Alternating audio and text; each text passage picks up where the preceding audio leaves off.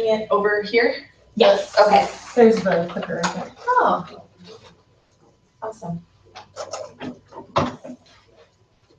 Good morning. Good morning. How is everyone today? Excellent. So who is excited to learn about farming? I promise that we're talking about way more than just postcards. In fact, postcards it's only a very, very small thing of what we're going to be talking about today. I firmly believe that marketing can be accomplished by farming in so many other ways. The initial marketing materials that we had from Momentum, I think were a little bit dated. They're a few years old, and so it really heavily focused on postcards. So if that's something that you're really interested in pursuing or making part of your marketing plan, I would encourage you to take a look at some of those materials, and we do mention it further in the handouts here, to watch the previous Ultimate Momentum on marketing on YouTube and see the prior handout. So anyway, if you were excited about learning about postcards, sorry, we're not going to touch on that a whole lot today. Again, farming is more than just postcards. We recommend that you focus on the 2 or 3 platforms that you are most comfortable using. And we also believe that consistency is the key to all of your marketing efforts. It's about consistently doing the little things to add up to big results. That's a Shane Torres quote. Right? Yes, ma'am. You guys might have heard that before. And focusing on several platforms can include your postcard marketing, but it also can include farming on Facebook, Instagram, using other apps and things like that. You've got Nextdoor. So it's really just figuring out which platforms work for you in your life and what you're already using, and just consistently use those. So there's a couple of different types of farming. The first one is the one that people generally think of when you hear the word farming, and that would be the geo-farming or the geolocation. It's the location-specific marketing. So you select a specific neighborhood and you blanket them with whatever your efforts are. There's also another type of farming. We're calling it specialized segment targeting. It's also known as niche marketing, if you will, which just not a fan of that word personally. It's just one of those things I don't like to say. There's so many different ways people pronounce it. So we're calling it specialized segment targeting. This could be specific segmentation of the market based on someone's personal interests. So consider this being your first-time home buyers, your move-up buyers, or those who are retiring. You can target just those people. You can target people based on their hobbies, so whether it's golfers or farmers or teachers or outdoorsmen. You can target people based on their life events. So if someone is getting married, you can target people just based on that. If they're having babies, my favorite, you can be an ambulance chaser and go after divorcees or people who've just died. Just kidding, it's not my favorite, but you can. Some people have really created effective marketing plans just based on people who've gone through crises. It works. And the specialized segment targeting can be used in a few different ways. It gets really in depth with Facebook and how Facebook lets you target ads now. But it also is, if you want to specify your business for first-time home buyers, you want to hit that market, you want to educate them, you want to search for them, you want to find them. You can do that through target marketing through Facebook. So all your ads specifically are going to people who are renting or looking for a first home or stuff like that. Golfers, so say you have a great property on a golf course and you want to target people who have an interest in golf, or you have a acreage and you want to target people who have an interest in farming or horses or any outside recreational sport. You can target those people through Facebook marketing property and get it in front of specifically those people. So how do you go about, let's say, like, say for instance, golfers? Yep. How would you go about? In Facebook, when you go to create an ad, you can specify that you want it to be shown to people with a particular interest. So under interest, you would select golfing. One of the other things that you can do with Facebook that's pretty cool is, say you have a luxury property. So you've got something listed over $400,000 in this area, and you want to target it to the right type of home buyer. Well, you can specify based on age. So your 25-year-old first-time home buyer, probably not looking at that house. but maybe you want to target people who are between the ages of 35 and 50, because those people might be more in the market for that house. But then you can segment that further. So you want to target people between the ages of 35 and 50, making at least $100,000 a year, who are looking to buy a new home. You can do all of those things right on Facebook. It's awesome. Again, it's kind of creepy cool how you can find people who are going to be having a baby. So Facebook is able to tell based on the pages that you visit, as well as the things that you indicate that you're interested in based on your likes or just your online activity, if you are likely to be having a baby. And you'll start to see some of those more targeted ads appearing in your search results. And that's how your ad would be displayed to those people as well. In the recent update in Facebook marketing, you can actually target people who have searched on Zillow.com, Trulia.com, Realtor.com. You can find the people who are specifically searching for homes right now and have visited those websites recently. It gets really, really in depth. So that's why that specialized segment marketing, if you have a property or you're looking for a specific client or type of client, it gets really, really in depth.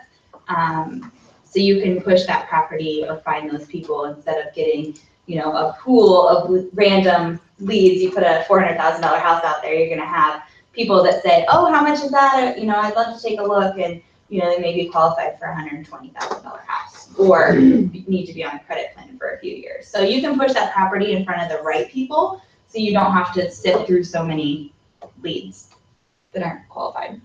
On the flip side, some of you may have a different marketing strategy that you're trying to employ this year. So if you are perhaps a team leader and you're looking to grow your team, Facebook is a fantastic way to also do advertising there. You can target people just based on what their job title is.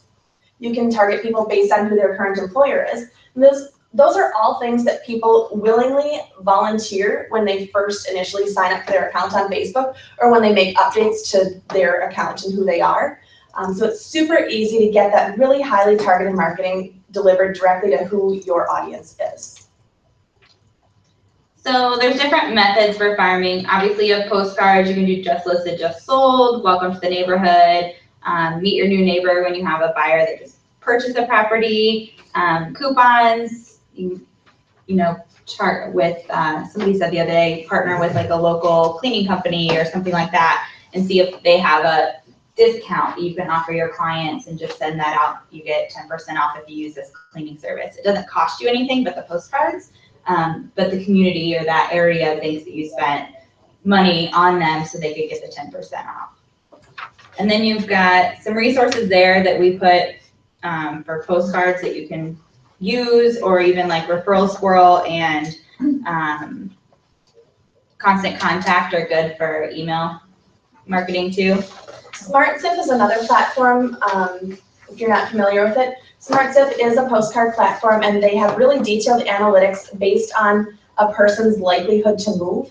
And so within a particular neighborhood that you would be targeting, they rate each house with a particular score as to how likely someone is to move.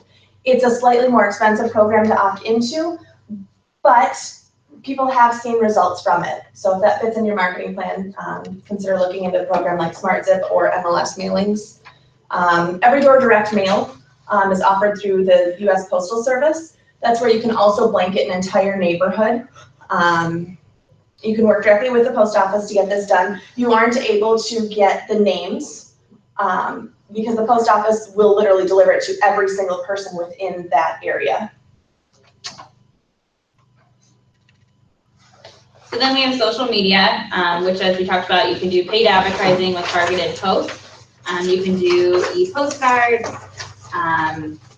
So when you're posting on your social media, the different platforms require different content. So you don't want to post something on Instagram and push it to your Twitter and your Facebook, because you have a different market in each of those platforms. So you don't have the same person or type of people on Instagram looking at that stuff that you do on Facebook.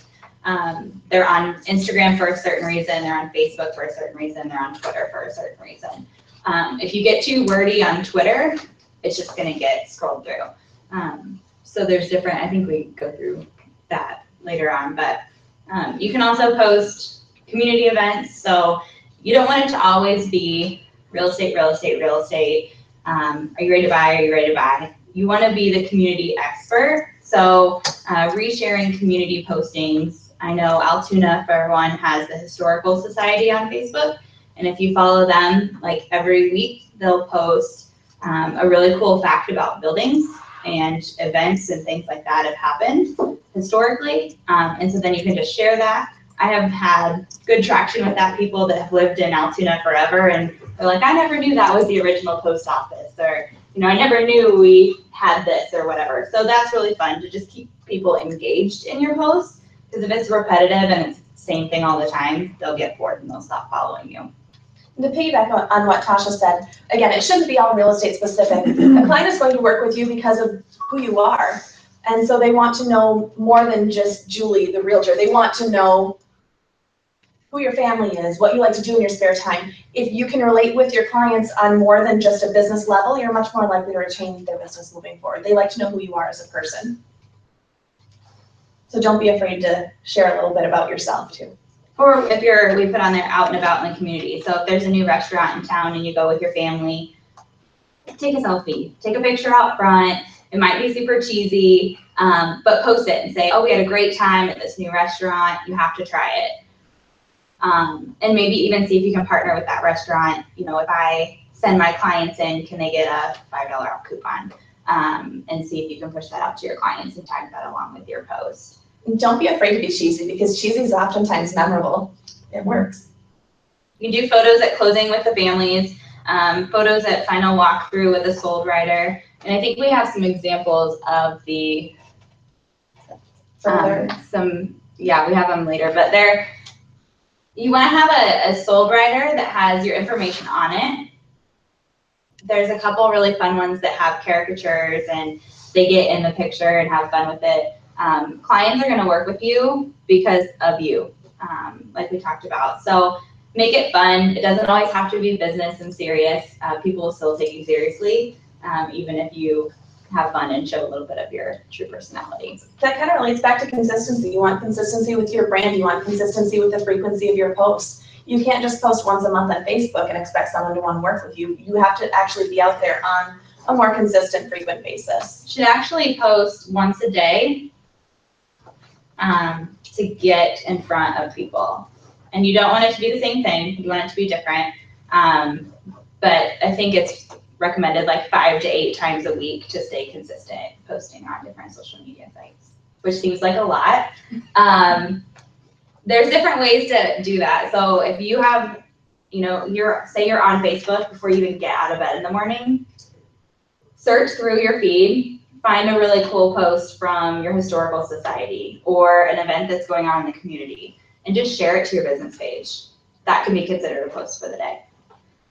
If you see something, I've seen have had stuff, I don't know if you put it on there, but if you see your communities doing like a movie night in the park, or Ankeny did Swim with the Mermaids or the Disney Princess Mermaids or something, tag your clients that have bought houses in those areas and say, look what's going on in your community. You will not believe how grateful they are, because they may not have seen that. They may not follow that page. And they may think, oh, that's a really cool event. I'll have to take my kids. And then they'll tag you in it later when they took their kids and they had a great time. So just think of how to involve yourself community-wise too, not just real estate. So hashtags always seem to be kind of a stumbling block for a lot of people. You just get a little nervous using them. You're not entirely sure how they're supposed to be used. When you hear the word hashtag, just think of that as like a keyword. It's just something, by putting the hashtag or the pound sign in front of a word or a phrase, it makes it indexable or searchable either on that platform or on Google. So a couple of examples of some hashtags that we've seen used here within our company would be hashtag the key to finding your dream home. Who would that be?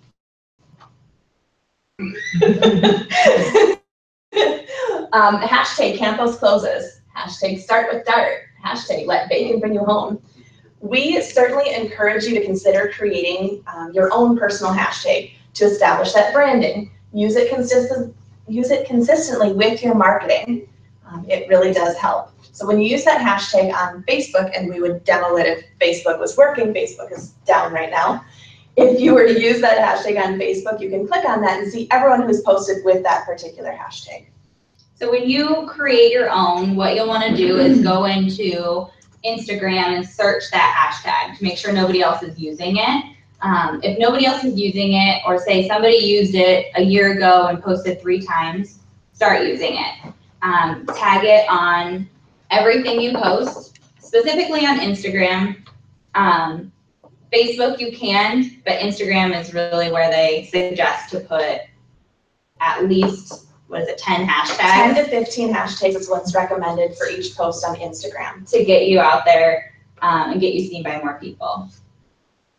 Do you ever, because I don't know, does anybody hashtag like a link or like your web address?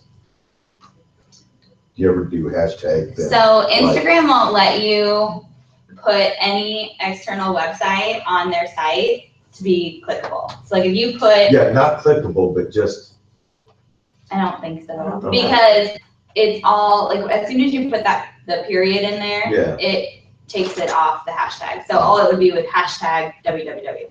oh, okay. But if you have like a domain like iowaishome.com, you could do Iowa's home as your hashtag. So then you're kind Yeah. of keeping the same Like consistency. visit our website, hashtag Iowa Homes would be a searchable feature. Okay. Or I you could just know everybody always says Yeah. use your website. Yeah. Mhm.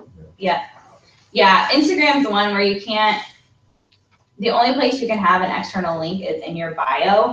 And you can change that multiple times. So if you have a new listing and you made a property website for it, you could post and say, visit the link in my bio to see more info on this property. You change that link every now and then. I just leave it as my website page, my main page. But use the hashtag on everything you post because people start to see that. And then you can ask your clients, if you post pictures of a renovation project you're doing or, something fun your neighborhood's doing that, I sold you a house in, tag our hashtag, just hashtag whatever it is, it'll show up on your feed and your clients will start using it too. People are using Facebook, Instagram, YouTube as like search engines now. So having those keywords with all of your marketing, that people aren't just going on Google all the time. They're sometimes searching within those. And so having those keywords via a hashtag form in Instagram. And you obviously it's not gonna just be whatever your personal hashtag is. It can be hashtag DSM Homes. We recommend you use the hashtag Fly Concepts in everything that you do because we'll oftentimes like it and or repost it and share it as well. Or moving to Des Moines is good. Just hashtag Des Moines, hashtag Iowa. Dream kitchen, fenced in backyard, finished basement. Those are things that people are going to be searching for. There's a really popular TV show, I'm sure you've all heard of it, Fixer Upper, that's like a really big inspiration piece for a lot of our buyers right now. So if you have, do hashtag Fixer Upper, it's going to get searched and found. You're going to get more traffic on that post if you have 10 or more hashtags driving people there. Don't be afraid to piggyback on something else if it brings your post a little more attention.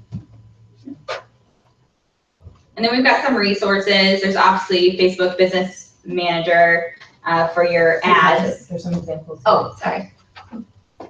So these are some that we pulled off on my page, some successful things that I did. The first one over there was just a quick giveaway. I bought $5 Starbucks gift cards, cost me $25.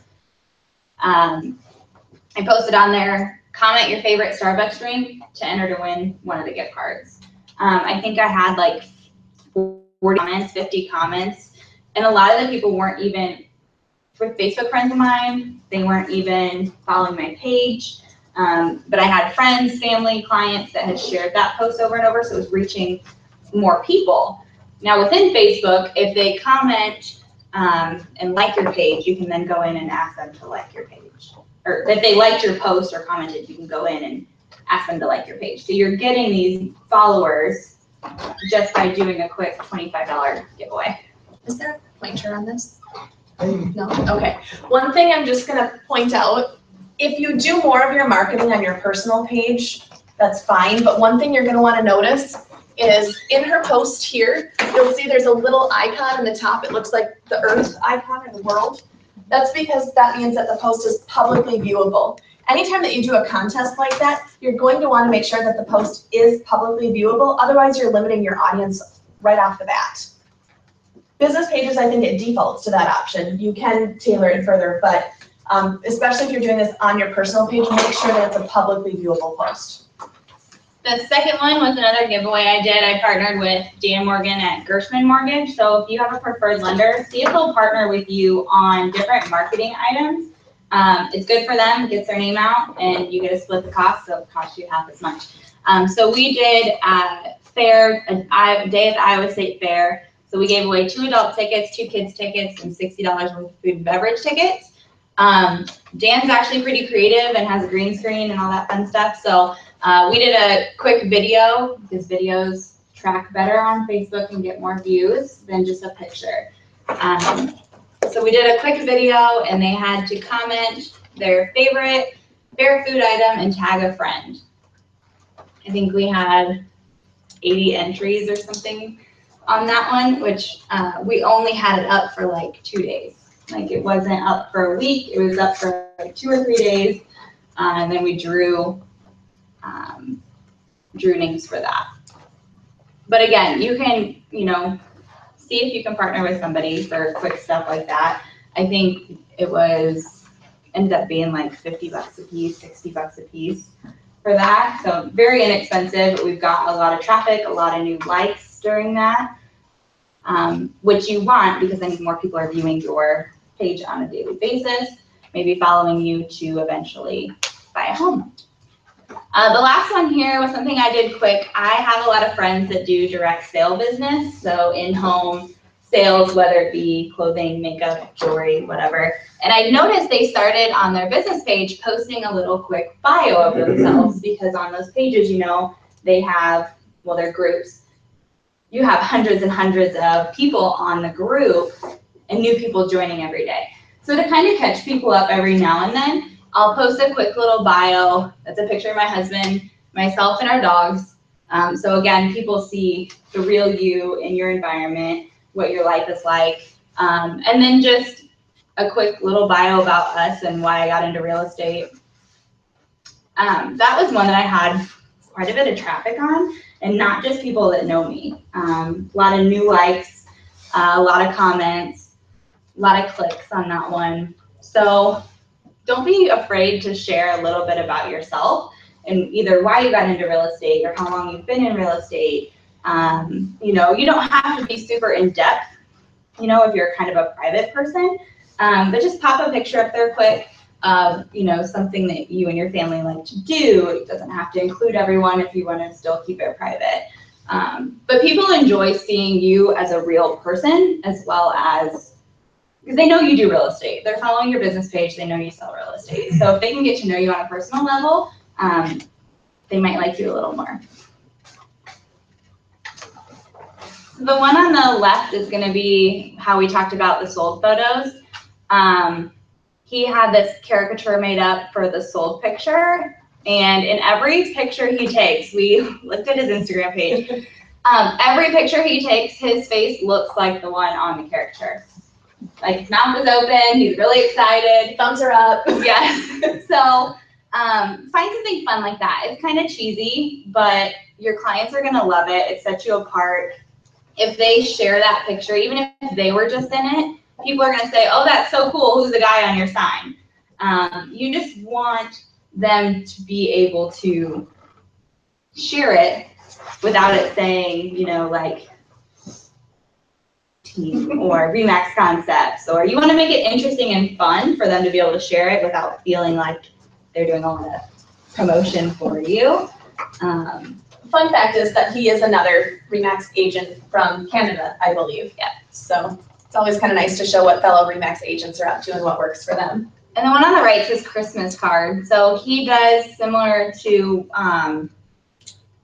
What Jen did. She said she did. So those are pictures of his clients that sold pictures, and it's really small, but In every picture, his mouth is open like his little caricature. So that's how people know him.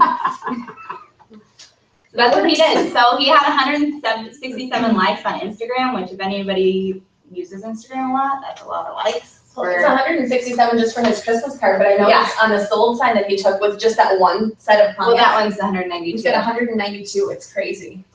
which is a lot of likes if you use Instagram a lot. It's kind of, it's hard to get to, I think 192. The only time I see that is when people get engaged or have a baby. So if you can get that many likes just off your sold picture, It's a you're lot gonna get of a lot eyes of looking traffic. at you.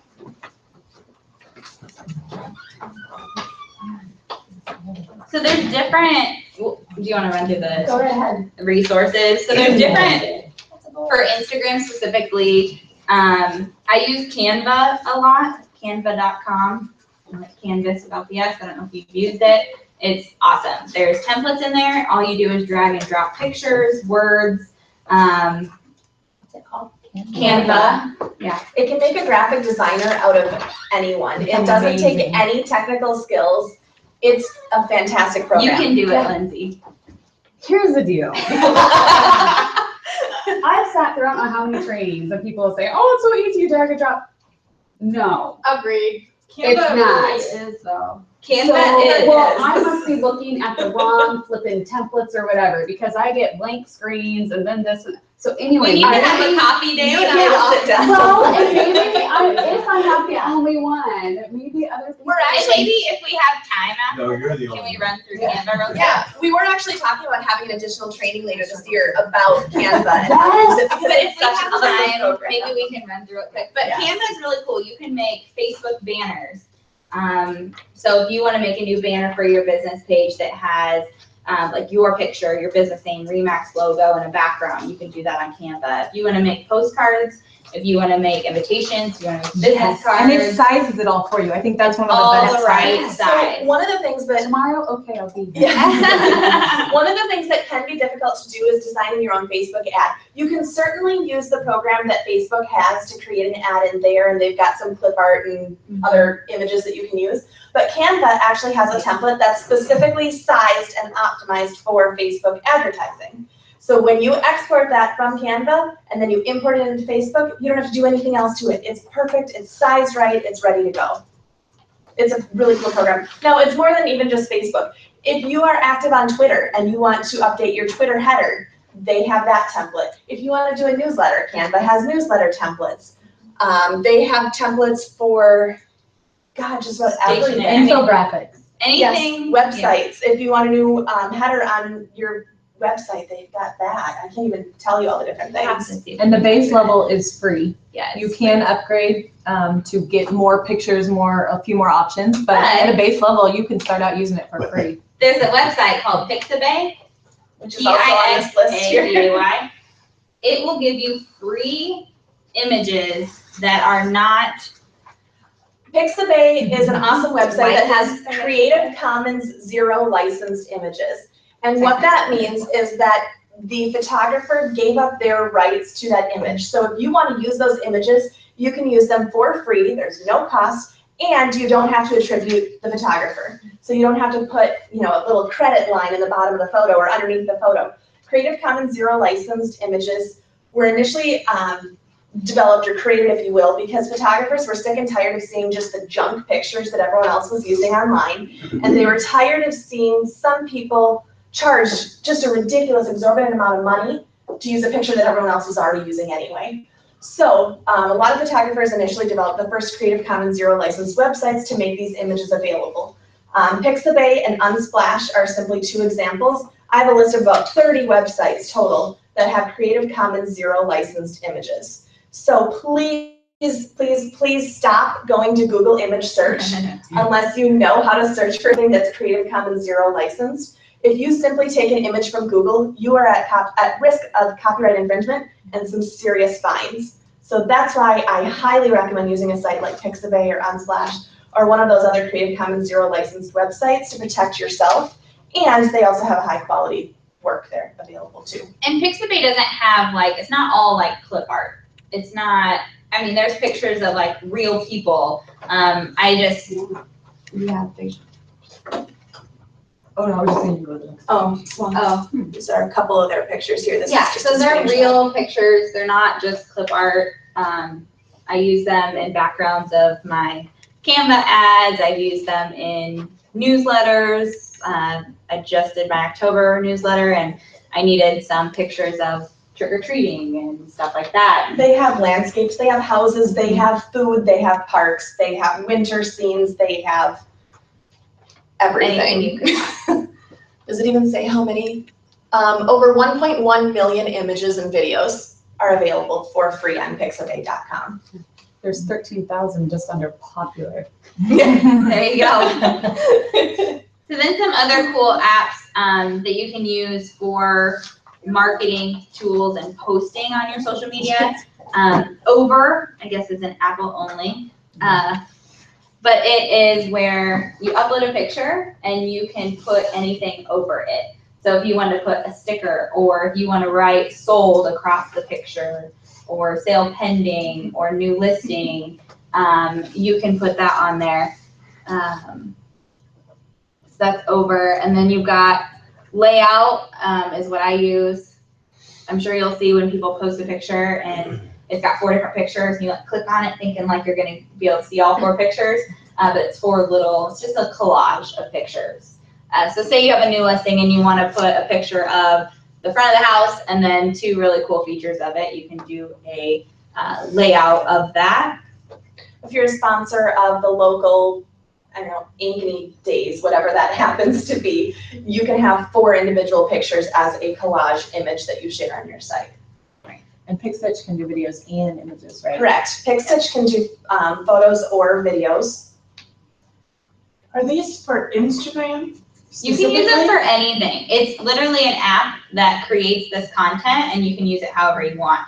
So if you wanted to go to like Over and find pictures to use on your website, if you wanted to use it on In a marketing newsletter. pieces, newsletters, postcards, anything like that. If you go to Layout and you create that, you can post that on Facebook, Instagram. You can use it on a marketing piece if you wanted to. It'll give you the option to say post on Instagram, save as an image. Or you can like download it as a PDF or image and then convert it if you want to. It's literally just a tool graphic design. to, yeah, basically. Create a graphic. So are people using that instead of doing multiple photos and then add through Facebook? I would do both. Not at the same time, obviously, but like I wouldn't always use Layout. Because if you have a house that you want to do this for, and say it has a really pretty kitchen, maybe you do a layout for the first picture so people can kind of see what they're getting. And then you get can like add, the overall picture of the kitchen and then you zoom in, you've got a second picture of just the tile backsplash and then maybe another of the really Oh, I awesome see. faucet Okay. that's on the sink. I mean, it could be anything. Okay, that makes sense. animated graphics, you've got Flipagram, Boomerang. I don't use either one of those, so you can. Giphy, Lumiere, and PicStitch. For videos, we recommend Splice, YouTube, and Videolicious. Videolicious is an app that allows you to actually edit your video prior to posting.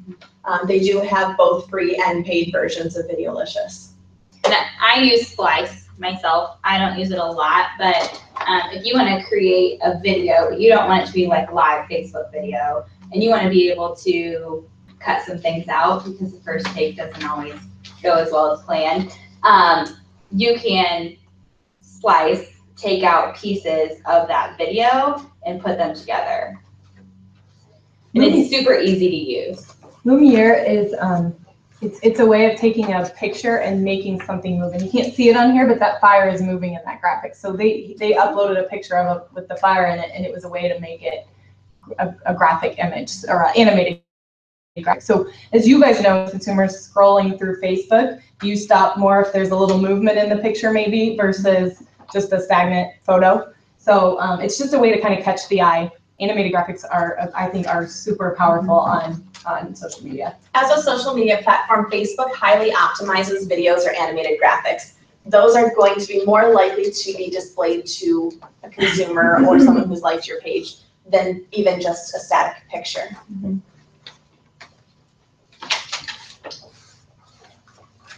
So the next page we kind of go through, in the beginning I talked about you don't want to use the same content in the same way on every platform. You have different types of people looking for different things. If I'm on Instagram, I want to see a quick picture, maybe a quick comment, and hashtags on there. If I'm on Facebook, I might want more detail. I don't want like a quick 2-word thing in a picture. Facebook, you want to put a little more detail. Twitter, like I said, is 140 characters. yeah, super quick, to the point. News, it's used a lot for news. And the second, this one just talks about the different platforms and kind of what they're used for. And then this one's my favorite. It tells you what and how to post on social media. So Facebook, if we're talking about pancakes. So on Facebook, I would post, can't wait to make pancakes later, and maybe take, either just post that or post a picture of like a bowl with the batter next to it. On Twitter, you're gonna take a picture of your pancakes and you're gonna say, I'm eating the most delicious pancakes, and hashtag. On YouTube, I don't use YouTube a whole lot, but you could make a video making the pancake. Instagram, here's a picture of my favorite pancake. So Instagram is not gonna have a whole lot of words. It's gonna be a picture. It's gonna be heavily filtered. That's what Facebook has, all the filters, and you can change each filter into a different color. Instagram, you wanna always add a filter of some kind. Just adds more interest to the image. LinkedIn, I'm skilled at creating new pancake fillings year after year. So LinkedIn is gonna be descriptive of what you can do. Google Plus, I don't use Google Plus, so. Google Plus, I've joined a circle of pancake eating fanatics and I'm sharing their recipe. And Pinterest, if you've been on there, it's literally just a picture and a link to somewhere. So here's a picture of my pretty pancake recipe, and then link it to the recipe you found. There's also Snapchat. There's many other social media ways you can touch people. Pick a few, or pick what you're already using. If you're already on Facebook and Instagram, use those two.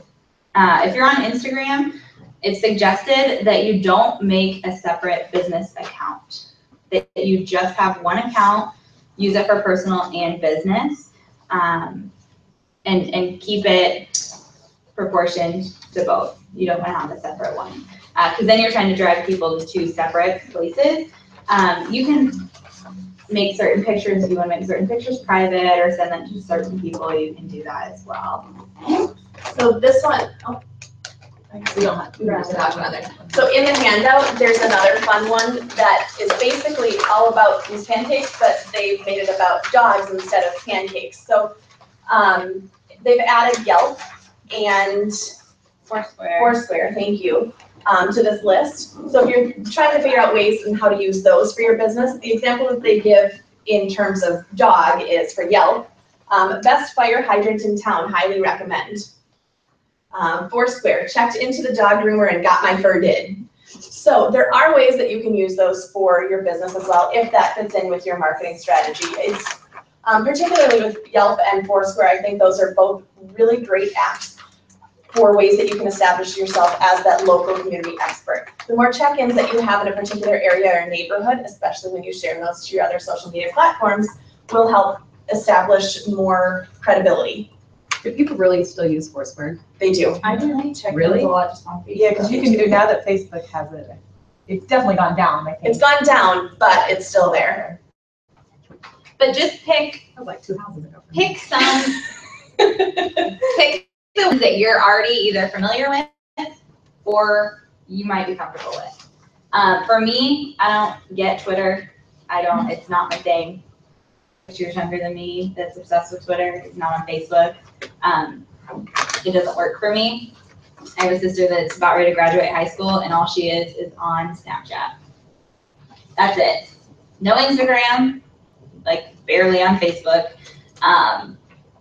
But those are going to be the different markets that you're trying to target. So if you want to work on those kids that are just graduating college that are going to be first-time home buyers, you need to be on Twitter or Instagram. If And you're, probably Snapchat for that matter. yeah, if you want to target people who are 27 plus, you want to be on Facebook. That's the difference in what they're looking for too. So that's why with this, you don't want to post the same thing because you don't have the same people on every site. If your marketing plan is highly focused on relocation, LinkedIn is probably a place that you're going to want to establish a really good Connect with recruiters, and LinkedIn's not somewhere really to post listings. LinkedIn is more of a connection-based market. So like she said, if you want to, connect with recruiters in the area to try to get in with people who are moving to the area. We've got a new mall in Altoona, so connect with district managers for the stores that are coming in. If you have an executive level home, you might want to try to connect with more of those, A and B and C level executives at the local corporations around here.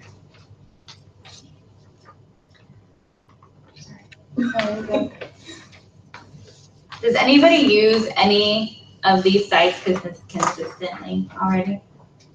What do you use? Instagram and Facebook. That's what I use. Yeah, I use those in Snapchat. I'm not consistent with Snapchat. Usually it's just all pictures of my dogs. Yeah, mine is. Not gonna lie. Are you using it for business? Yeah, I use it some, like I'll do houses or like quick Snapchats of houses and Do you have a lot of traffic or? just people who I am already connected with. See, Snapchat's one that you can't really track it. It's not something that's trackable. It's just something to keep in touch with your clients, friends, and family. I have added past clients on there and they send me, I got one that said, the garage is done because they painted the garage, or first bonfire of the year. Here's our new kitchen, or here's our new puppy. Screenshot those and share them on Facebook. Yeah, just know if you screenshot it, they can see that you screenshotted it. So if you're trying to be super sneaky and screenshot something, they can see that. So, You can see that on Instagram too, if someone screenshots. yeah. Oh, yeah. You can save stuff on Instagram too, but obviously the person will know it. So if you want to view it later, maybe they're getting married and you want to set a reminder and you can't go back and find the post or something, you can save it for later on Instagram too. And on Facebook. So I have a quick question about LinkedIn because do people post on LinkedIn to like the Facebook page? I mean, that's where I get a little bit hesitant to do really anything. Sure. As far as content for sharing on LinkedIn, I really recommend it as a place for blogging. It's a great place. Again, it's more of a professional business network, and so establishing credibility for you and your business is what you want to do on that platform. Blogging and connecting with people. Okay. I don't think it hurts to also include, if you're trying to do more business on Facebook, it probably doesn't hurt to include that at the bottom of your blogs or your posts, follow me on Facebook or whatever. You can certainly include that stuff there. But it is, professional networking site. Right. Awesome.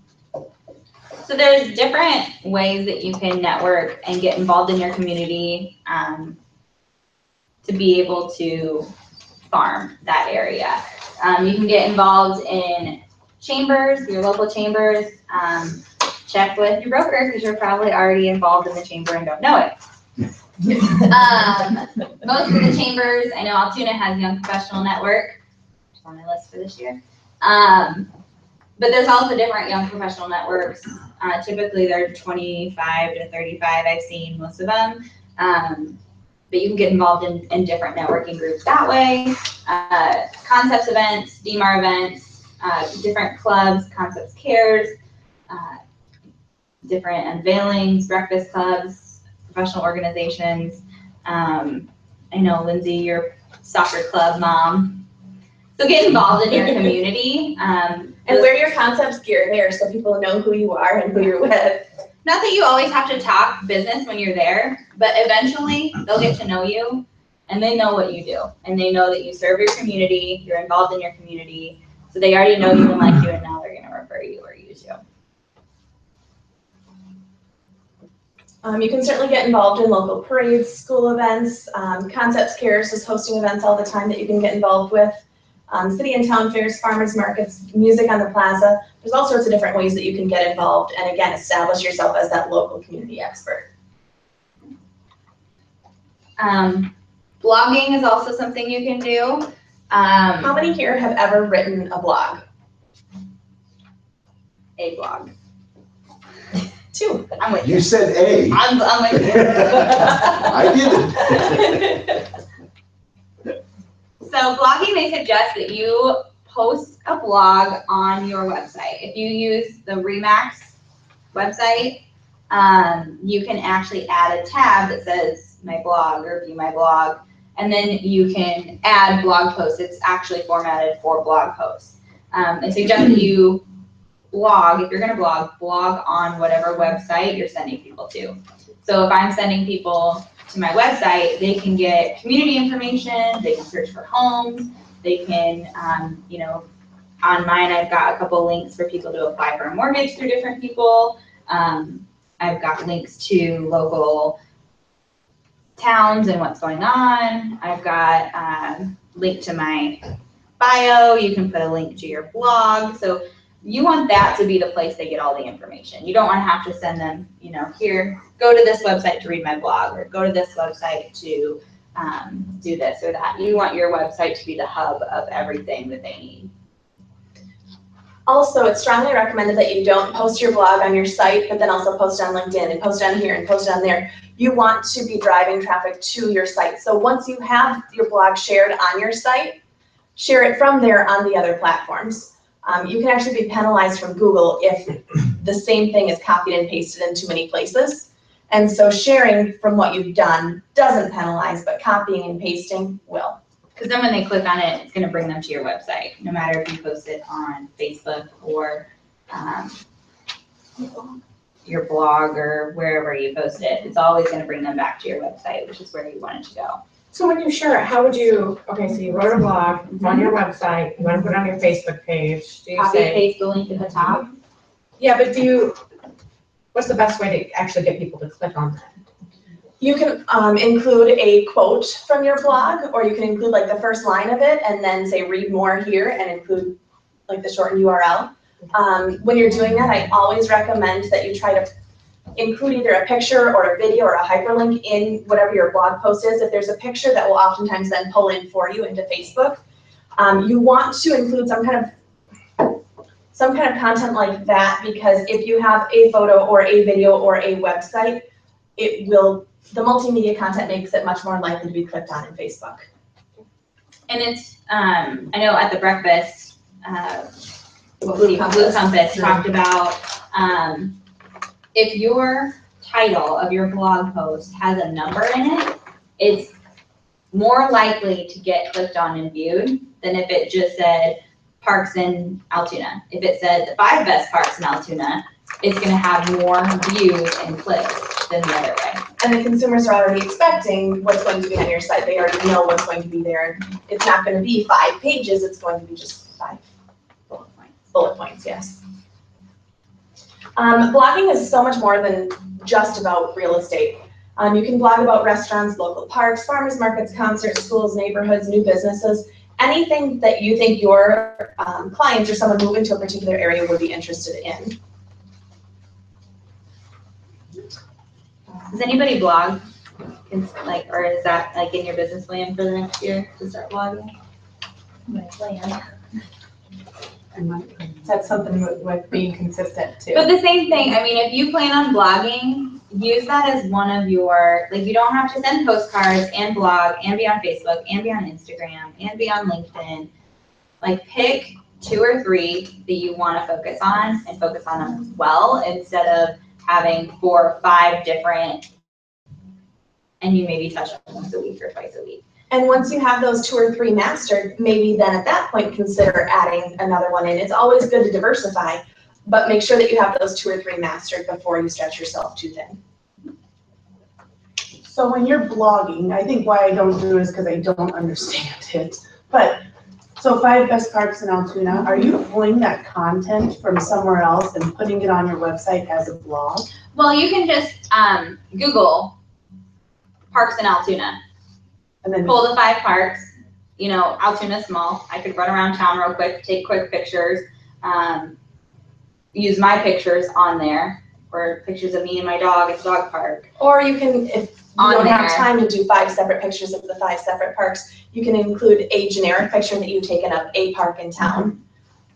but you're pulling the 5 parks from somewhere off of Google or. Yeah, Either that or just off the top of your head, this is just your opinion, this is your It's your blog. words. You're Yeah. not pulling something else from it. Yeah, not like, But it's not a not link to like, some not one search 5 article. best parks in Altoona and like copy their content and, you know, say this was, the source was XYZ. So it's just like in your experience. Your own word, like if you're journaling Got it. in a journal on paper, that's what blogging is online. A blog isn't like a newspaper article, and I think a lot of people have the misconception that it is. A blog can be a paragraph. 3 to 5 sentences can be a blog. It can be longer if you have the time and if you want it to be, but a blog doesn't have to be as long as a newspaper article.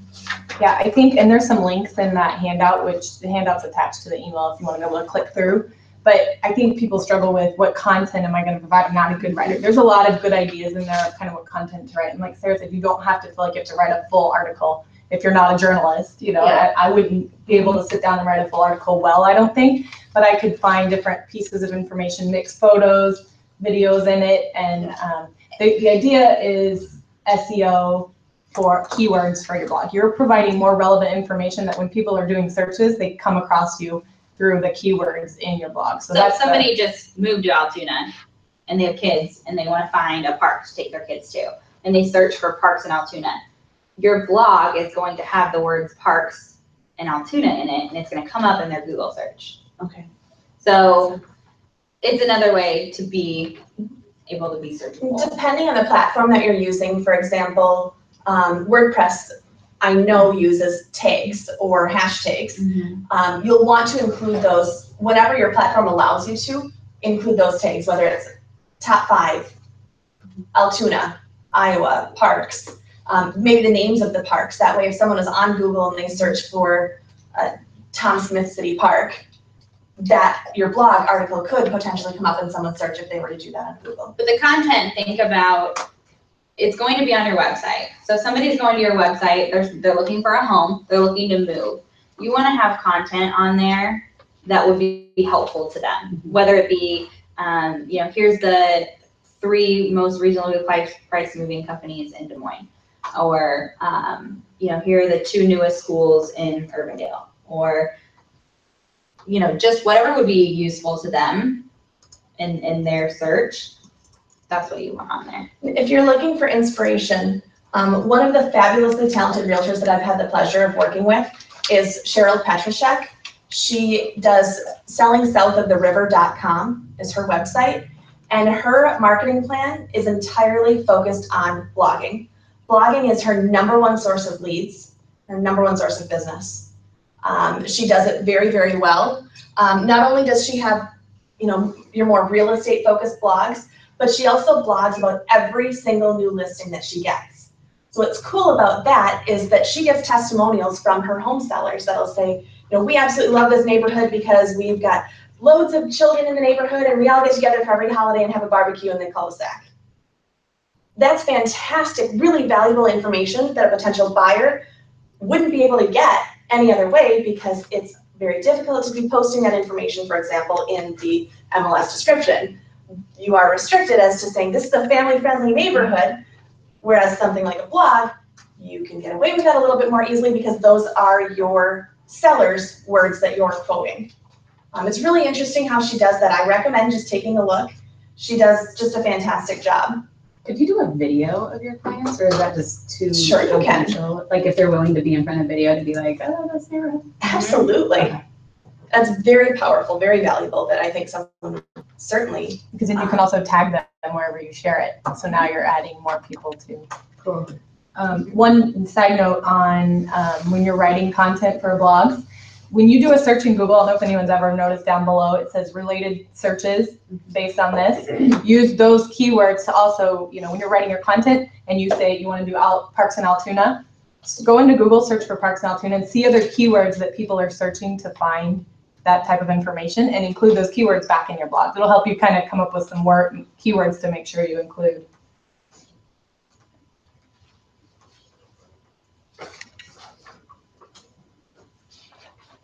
Newsletters. Who here uses newsletters as part of their marketing plan? All right, a couple. Newsletters are a great way to focus on local events and happenings around the metro. You can share that with your clients.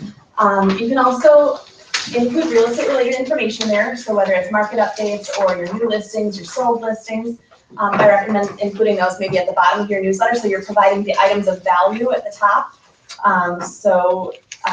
It's certainly good to include, seasonal tips and tricks, for example. Matt Morrow does a fantastic job with his newsletters. So if you aren't on his list, ask him to get on it, and you can get an idea of what a successful newsletter looks like as well. He posts them on his social media too. He does. Yeah. So you can consider events, coupons, giveaways. It's a great place to include that information. Again, you can promote your newsletters on social media. Using a site like Constant Contact or MailChimp makes it really easy to share that information on other sites. Easy texting as well. Easy texting. You can put a link to your newsletter if you want to get into the texting. If anyone's I think that's kind of newer. People are kind of starting to go across that line of what information can I include in a text. Your clients are reading that. Be careful how much you do that, because what you don't want them to do is go into their settings and block you. And then even when you have like really important information, they're not gonna get to it. A lot of people don't know that MailChimp actually has a free option. So I believe it's up to 1,000 contacts and 10,000 emails a month that you can send for free on MailChimp. MailChimp is somewhat similar to Canva, where they've got templates that are already created for you, and it's kind of a drag and drop system. You do authorize your email address. It works really well. I've used MailChimp quite a bit. Constant Contact is similar. However, I believe that they only have paid options. I think you can try it for free for like 7 or 10 days. I will say, I don't know, does anybody use Constant Contact? Yeah. It's more robust. It has a lot more editing options than MailChimp. MailChimp's free. There's a lot more templates on Constant Contact than MailChimp. Yeah.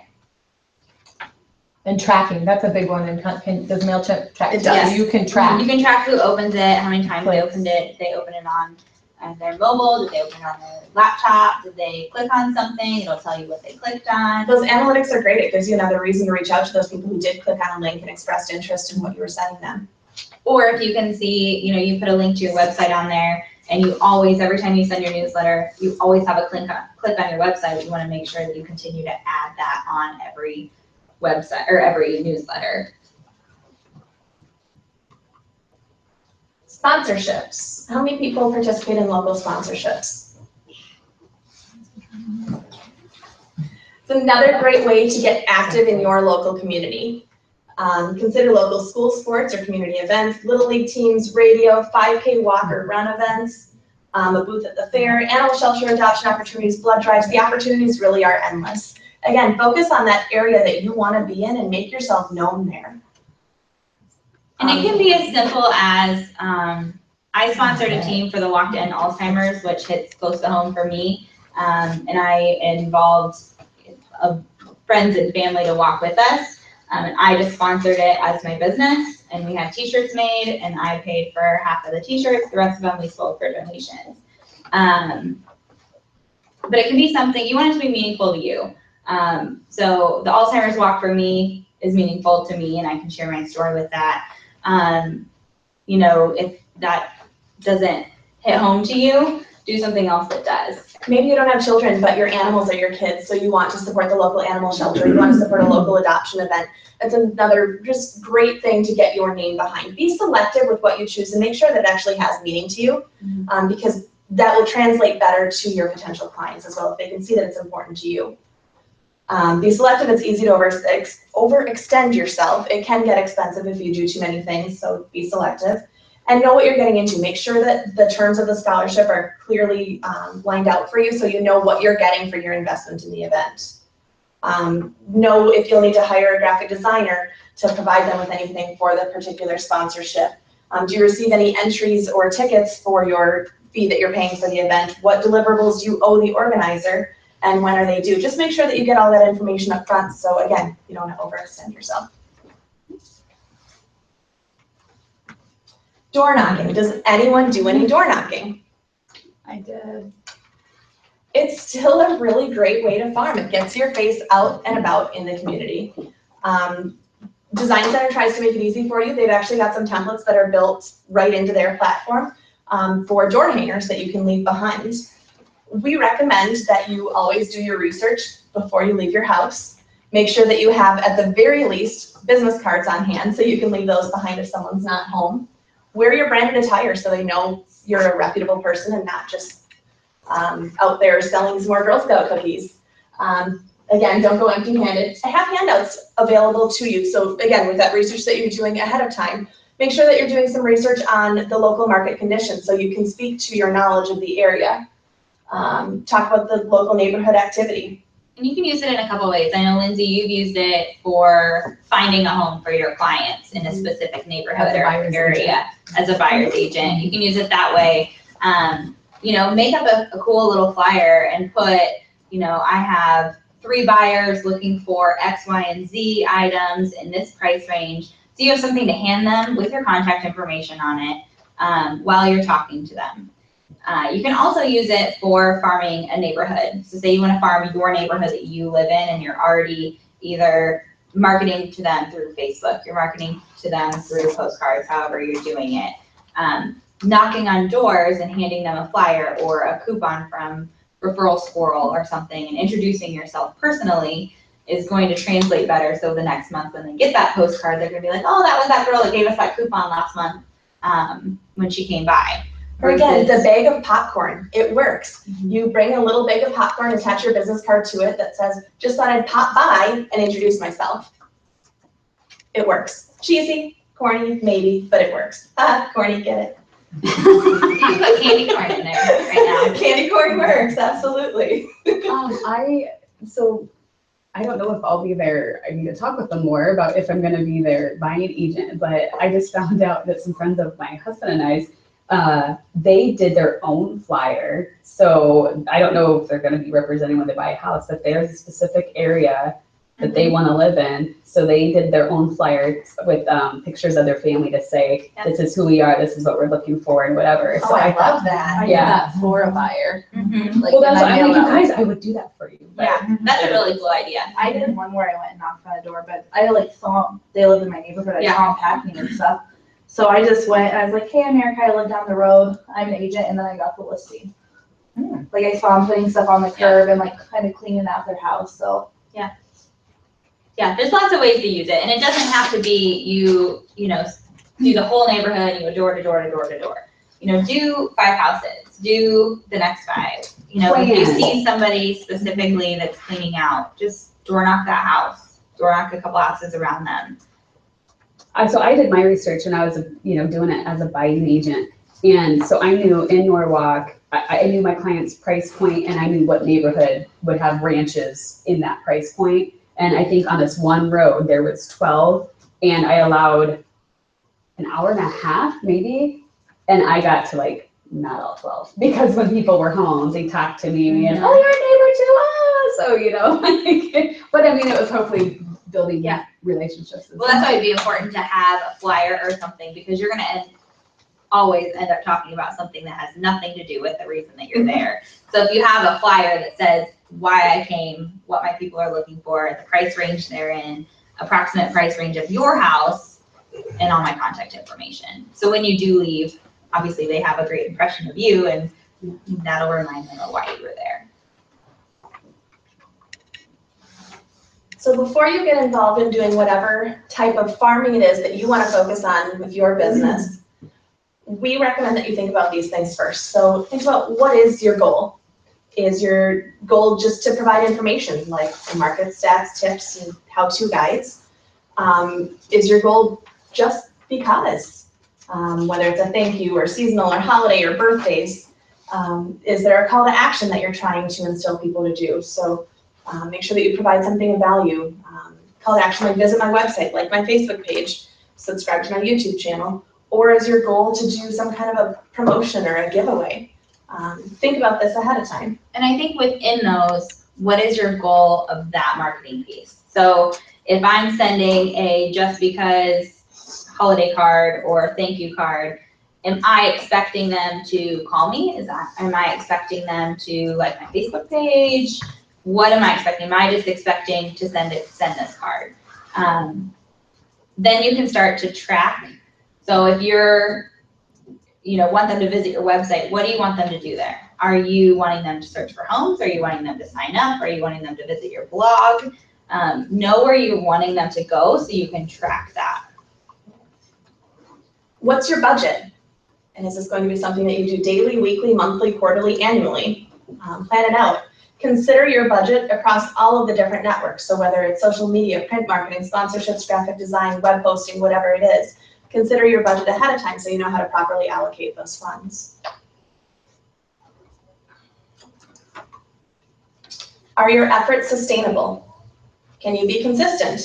So consistency is more than even just the timing or the frequency of it, but think about your branding, think about your logo, think about your tagline, your colors. That should really be streamlined across no matter which platform it is that you're doing your farming on. Can you be consistent? Consider time blocking or even perhaps a social media calendar and plan it out for the next 12 months. Is it worth your time and investment? And are you able to track your return on your investment? Some platforms you can't. Snapchat, sorry, good luck, but there's not a very easy way to track that.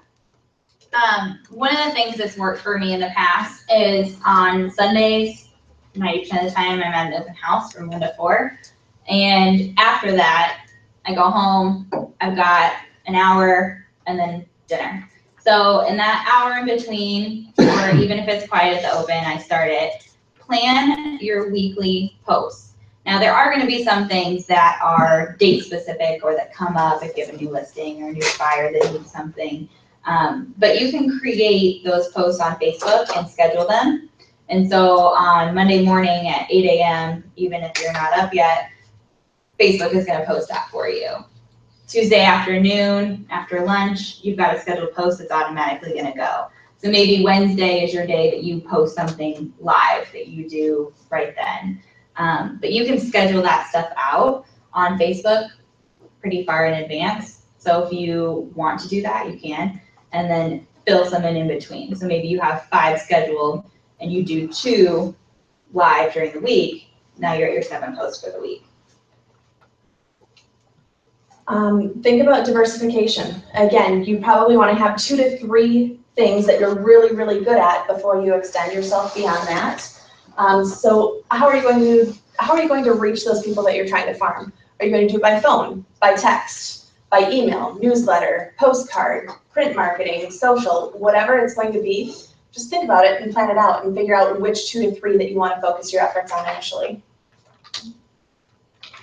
For me, I use Facebook and Instagram are the only 2 I really focus on. Blogging is something that I would like to add in next year. There will be times where I didn't have time to schedule my posts and all of a sudden it's Thursday and I posted once that week. I mean, it's going to happen, but trying to be as consistent as you can with it is the best. Is there any research about how many times it's suggested to post on your business page a week? 5 to 7. Like that's found, because it used to be, I think, 3 to 5. It's gone up. Yeah. Okay. And I think the reason that it's gone up is because the likelihood of your post being seen has gone down. Okay. Facebook has, specifically for business pages, they've changed their algorithms. So they really want you to pay for ads. So if you only post 2 times a week on your business page, I would say probably half of the people that follow your those posts. So the more times you post, the more likely the people following you are going to see those posts. And tag away. Mm-hmm. Yep. If you are in need of help with your marketing plan, consider coming to the Kickstart and Reboot classes in the coming weeks, as we will be focusing on doing your planning for marketing. Anyone else have any questions or anything else we can dive into more detail on? Awesome. Do we have a minute? We can If run anyone through wants to Canva. stay and look at Canva, we can pull that up. Are there any templates like for the flyers that you talked about, you know, as far as door to door, is there any kind of? Yeah, Design Center has some great templates that are there. With Design Center, you can export it as a PDF and have it printed at any local place, or even print it at home if you want to. Vistaprint also has templates that you can use, and Vistaprint is really, really reasonable. They're coming out with like 50% off coupons, it seems like, every week. So Vistaprint is another great site that I've used. I would say for the free version of Canva, flyers are not their best deal, because most of them you have to pay for them. Design Center is probably your best for free flyers, and they Especially just, if it's property specific. I was gonna say, Design when they Center's just did the logo refresh, Design Center actually did an update to their flyers, and they're a little more modern. They're really pretty. There's some really cool ones on there now, and there's less of them. So before there were a whole bunch, and you know, they were all kind of the same. Now they've actually redone some of them. You would recommend a flyer over a door? No. A door hanger? Yeah. Whatever you Depends on like. what your goal is. So if your goal is to talk to them and hand them a piece of paper with information, I would do a flyer. If your goal is to go at, you know, 11:30 in the middle of the day on Monday, you're probably gonna want door hangers because you may or may not actually speak to a lot of people. But the thing that sucks is that most people enter through their garage now, depending on what neighborhood you're in. So it's, I did some door hangers in my neighborhood. the door hangers can be there for a few days. I did some in my But there are people neighborhood, that only enter through the garage. and I drove by Yeah. all week, and it was still on their door. Yeah. It took like 4 days. Well, and I have to a get it. side load garage, Uh-huh. so I don't even see the front of my house ever. Ever, Like in yeah. the winter, I really never do. Yeah. I'm like, Yeah. oh, it's crap. I mean, like, I'll have. So make I'll it have really Christmas bright presents on colored. the It's much more likely to be seen if it's like fluorescent pink on the front of their door. That's a great Tape idea. something to the garage. What you just need to tape is an arrow to the garage to have them go. Yeah. And they're gonna get mad because they're gonna have to open their garage and then go back out and put it down to get it. Yeah. So what else do you want? You have to. What do you think? It needs some work. It's so funny because they really. One of the other cool updates that was just made to Design Center is that we have our brand new Remax Concepts logo that's been uploaded to the system now. So instead of having to use, I think, the Remax LLC logo or the blue logo, you can have everything branded now with your brokerage. Was that I wasn't gonna tag you in it because. I also think our new logo is kind of fun, so use it wherever you Hold can. on, I'm like so frustrated. Would you vote on that? So this That is doesn't cost you anything. Remax's Canva page, and you guys have the paper, right? Yeah, if you just go to create a design, it will give you all of those different kinds of designs, and they're already sized for that specific purpose. So So that's you can why. do one for social media, an email header. Is that what you use for a lot of your posts, Tasha, like with the cute backgrounds? Because I was curious, I was like, how does But everybody? most, do this? a lot of the cute backgrounds I get from Pixabay. Oh, gotcha. Well, and one of the things to note is if you want to use any of the images that Canva has, many of them are free. If they're not free, they cost you $1. Yeah. You know, I use $1 Pixabay. for an image is not much. Pixabay is free, that's good. And you're on Canva now, right? Yes. This is Canva. So these are all the different templates you can pull. So if you want to do a Twitter post, if you want to do a Facebook post, Instagram post, they have real estate flyers. I would say 95% of them are not free, whereas in Design Center, they're free. I'm all about free. You can do letters, you can create your own letterhead if you have pieces that you give buyers or sellers every time you create your. All right, Tasha, in 5 minutes, create us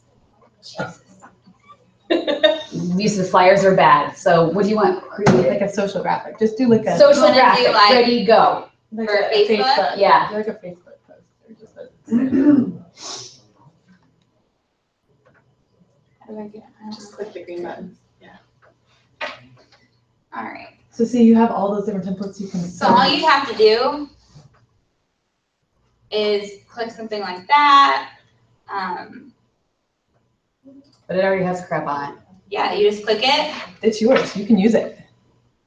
You can repurpose that. It's not, you're not, you can just change the words to be your words. So like, I run into problems because I want my stuff to look, like I want different text boxes and this and that, and then it like pulls up, you know.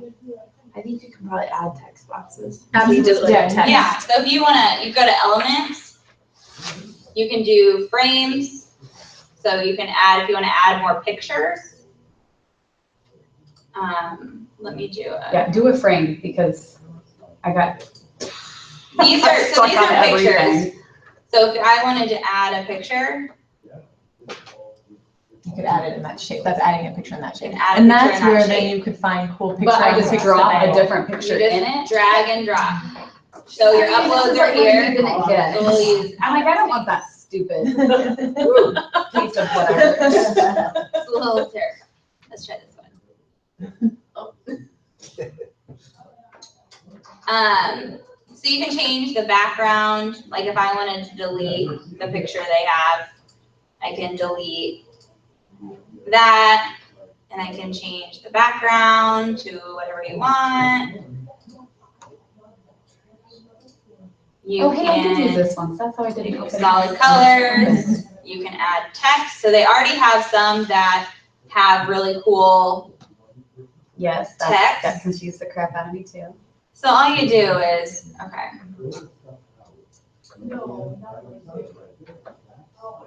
Let's find a good one. You're invited to an ice cream party, and all you do is you just change the date, so October 9th, okay, and then you can change that. You can even change this. You can say, Agent open.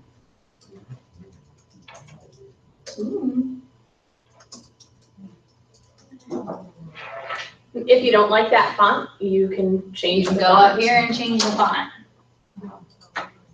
You can change the color of the font, change the size of it. Say I don't want this here, delete it. We really need that picture of him removed. So I can delete the image or the element. So the element is gonna be the actual thing that I put there. The image is just the picture and then leaves that there. So they have a lot of really cool text and stuff. Sometimes I will use, Is this the free one? this is not, but it operates It the looks same way as okay, the yeah. free version. the only It's thing just the less paid free version really templates. gives you is the free images. It gives you a ton more templates, so like all of the real estate templates she was talking about with the flyers, those are all Free with free, the and paid. there's more templates available with the paid version. There's also like 300,000 free images with the paid version as well. So maybe people like Lindsay should do the free version first and get I do free. comfortable. I don't Yeah, even, I don't get pay for the Get your paid feet wet version. first, and as soon as you're comfortable with it, if it's something that you're using on a consistent basis and you think that you could see value from the paid version, they do give you 30 days free on the paid version to see if it's something that you like. But there's lots of the different layouts. So these are just social media posts. You go back to Canva. So how did you get all those logos in there? We uploaded them You have to upload From everything. Design Center? Or from where? from Google. Google Drive, from the Drive. resources folder.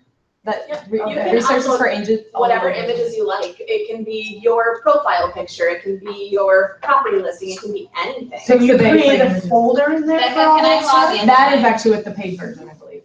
With the You paid can have version, folders you with the free version You too. can. Can I log into mine real quick? You can create folders, so if you needed to organize listings in one folder and your logos in another, you can certainly do that in both the free or the paid version. Or you just upload them, they're all in one them when you're done using them, so if a listing is sold and you're not gonna need those pictures anymore, you can just delete them from here and it won't hurt anything else. And that's the free version or the paid version? Either one, yep. I didn't show this one, but there's one, it's like.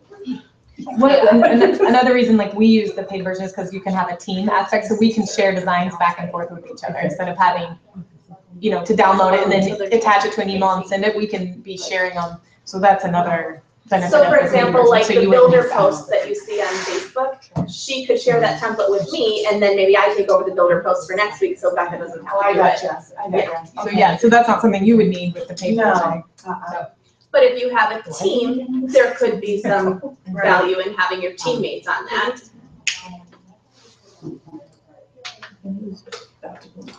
So yes, you can create team templates, you can share logos that way too. It's, Can you save colors in there? yes, you can On the save paid colors. or on the free version? So this is In the the free free version, no, version. just the paid version. So the free version, It's virtually the same. yes, it's exactly the same. So I have my brand colors in here, so every time, You can't have colors for. Oh, free yeah, version. that's new. so That didn't used to be in the free version. Good. if you're creating something and you don't want to try to find that exact coral color every time you're in there, you can set your team or brand colors. You can add your logos, that's obviously a paid, so those are all for the pays, but you can set your brand colors. And if you want any of the Remax color palettes, let us know. We can help you find those and know. So I've used it for like this open house sign. I have it in a really cute frame that I set by the front door. You can do little thank yous. I sometimes will do fun facts and I use that same exact template. So I just change the words on it. So when people see that, they know exactly what it is. I've done different backgrounds and headers, and those are older ones. They're not. And so it saves them all in there too, so you're able to go back, and if you want to reuse a design and change something up in it, you can just. You can have, so if you were to just open one of your designs that you've done, what's cool is, so for this header, if she, or image, whatever we're opening here, what you can do is you can copy this. This button. You can copy that so that you don't have to delete your first one, and then you can just simply replace the picture of this house. And you can have like up to 20 slides on that one page that it'll save. And this little thing right here is one of their templates. When you go to text, if you scroll to the bottom, they have all these like stickers that you can use. So I just pulled that, changed the words, added a logo. I really like to go back and see things that I've done in the past, so I really hate to delete anything. So that's why I oftentimes will duplicate and add additional pages like this and then just make whatever change I want in the new one. But this is the free version. So the free version, the only thing you don't have access to is saving your logos, the team, but you can upload them. So if you've already uploaded your logo, it's going to be there. So these are previous things that I've uploaded. So even though it's not set as my logo, it's already on there. So those are all pictures that I've used before. And then show how to download, like when you're ready to use it. Oh, that's fine.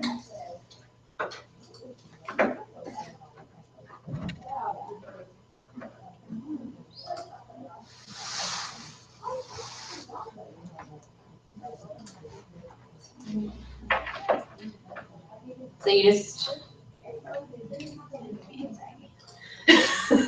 download whatever you want. So if you want a JPEG, if you're going to use it for Instagram, if you want a PDF so you can print it, so it's a flyer that you created, something like that.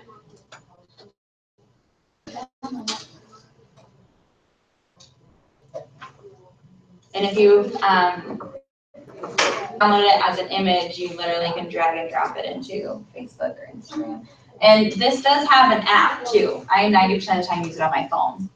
That's where I had a problem with it. I'd never tried it Online. and I found it a little harder to do. Yeah. But maybe The when you're phone used to is using it, Navigate it on here, then it'll be easier. then you'll know where you're going, because it's obviously smaller. I have done things on my phone, but I find I have really fat fingers, so I really like to use the desktop version.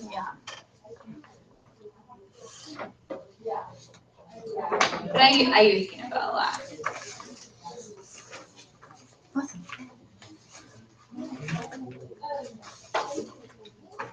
Thanks, guys. If you need more help with Canva or you have questions on how to use it, certainly feel free to reach out to us. We're more than happy to help. Well, yes, I Except Lindsay. Thank you. Thank you so much. We need like a day date.